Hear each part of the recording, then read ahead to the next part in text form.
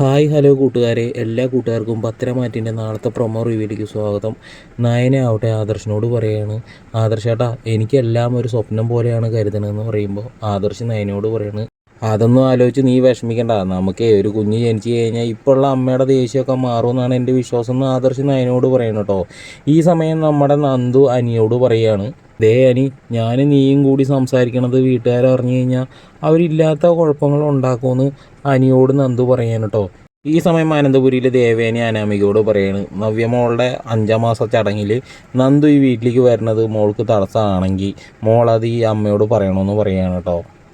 ഇതിൻ്റെ ഇടയിൽ ആദർശി നയനോട് പറയാണ്, നമ്മൾ രണ്ടാളുടെ ഇടയിലേക്ക് ഒരാളും കൂടി വരണ്ടേ, അങ്ങനെ വരാൻ വേണ്ടിയിട്ടേ നീ ദൈവത്തോട് നല്ല രീതിയിൽ പ്രാർത്ഥിക്കുക, എൻ്റെ അമ്മയ്ക്ക് ഒരു പേരക്കുട്ടീനെ കിട്ടണം, അപ്പോൾ അമ്മയുടെ മനസ്സ് ആകെ തണുക്കും, അതിന് നീയും കൂടി മനസ്സ് വയ്ക്കണമെന്ന് പറയുകയാണ് ആദർശ്. അങ്ങനെ അവർ വീണ്ടും റൊമാൻസിലേക്ക് പോകാൻ കേട്ടോ സുഹൃത്തുക്കളെ.